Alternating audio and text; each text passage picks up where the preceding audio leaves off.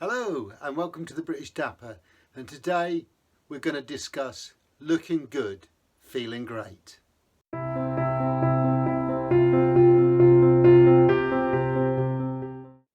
So we're going to discuss today looking good and feeling great.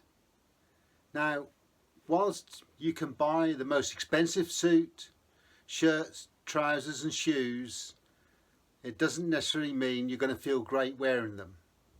And today is about giving you some information about how to build up that self-confidence and looking the part, as well as, more importantly, feeling the part. So not all of us are blessed with model-like looks, and we're not all youthful anymore, but we can still look good when we're going out, and more importantly, we can feel confident and feel comfortable in doing that. So let's just look at a few simple things that you can do. You've got the clothes, you've got the venue to go to, and now you need to prepare for it. So the first thing I'd bring up is the clothes themselves. So if you're going to wear a suit, make sure it's clean, make sure it's pressed, and we don't want those unsightly wrinkles that you see on some people's jackets. Or, in fact, you know when you've folded those trousers over a hanger and you take them off and it's got that line across the knee or the mid-thigh. So you need to get rid of that and iron that out. And that will improve the look immensely. The same goes for the shirt. We need to make sure that that is clean and it's been pressed properly. Now, whilst you might only see a small part of the shirt, I would advise you to always iron the complete shirt. The reason for that is really twofold. One is if you ever have to take your jacket off, you won't be embarrassed by showing wrinkled shirts everywhere. And two, the thing is the feel of the shirt. When it's clean and pressed and it feels silky, it feels smooth on you, it feels comfortable, and you're not having those mental things flying in your head about, oh, I've got an unironed shirt on, and it gives you that little bit more boost in confidence. The same goes with your shoes. If you're going to wear shoes, clean them. Make sure they look nice and clean. They don't have to be brand new, they don't have to be expensive, but the most important thing is that they're clean. And not, believe it or not, a lot of people still hold great store in people wearing clean shoes. So let's pick a scenario where you're going to meet somebody, possibly a girlfriend or somebody that you're hoping to get to know a lot better, and we need to impress them a little bit. So the first thing I would say is consider these three things, these three main things that most women would say would be off-putting. So the first one is shower or have a bath. Present yourself clean. The other thing to bear in mind is fingernails. Now, a lot of people that work in heavy industry, or they're, for example, mechanics, they're exposed to oils and grease, and that gets into the skin itself as well as into the nails. Now, this can be prevented by wearing modern barrier creams and using modern cleaning agents properly when they're at work, or wearing latex gloves while they do the work. And that prevents people having dermatitis or really dirty nails. The other thing is trim the nails, make sure they're nice and clean. And then we come on to the next thing I would say is, if you're going to shave, shave cleanly. If you've got a beard, that doesn't excuse you from not shaving, okay? You still need to shape the beard. You need to shave where you're not going to have the beard, for example, under the neck here or on the cheeks. The other thing to bear in mind is that the style of the beard.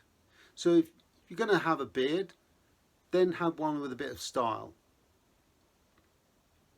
It doesn't take much, and if you can't do it yourself, go to a barber's. Which brings me on to the next subject, hairstyle. Now, not so much the style, but have a fresh haircut. Trims around the edges, takes off those loose bits of hair, makes you look a lot sharper. The final thing is, if you get on well on your date, you might actually strike it lucky and be invited round theirs. So I'd suggest you cut and trim those toenails. And moving on to swiftly, so let's just recap on those few things.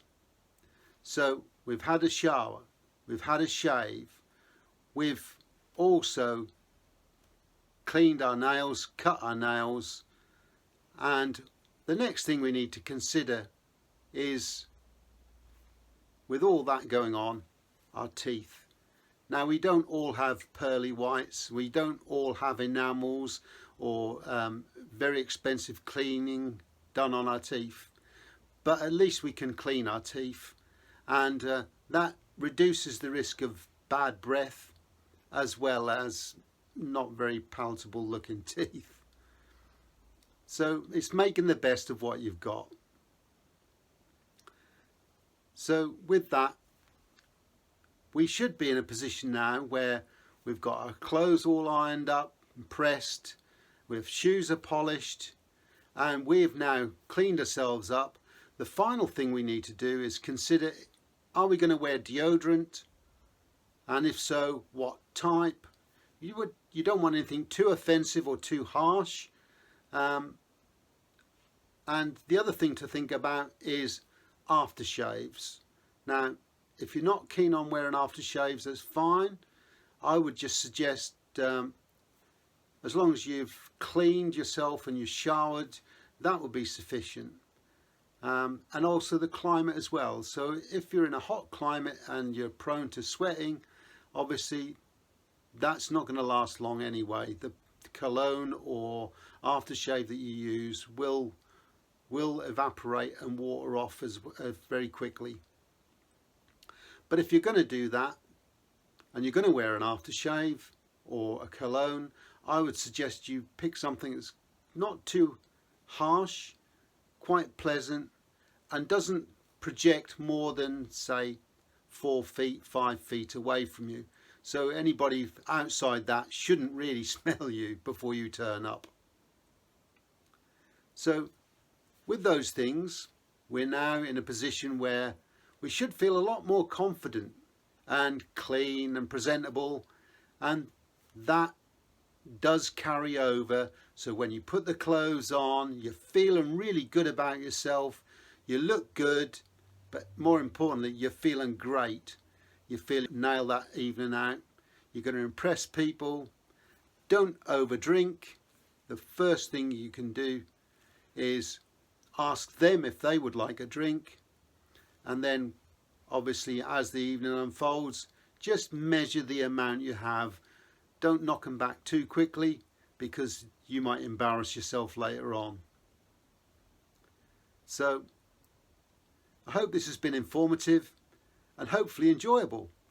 So if you'd like to subscribe, please feel free to do so. We also love to hear comments.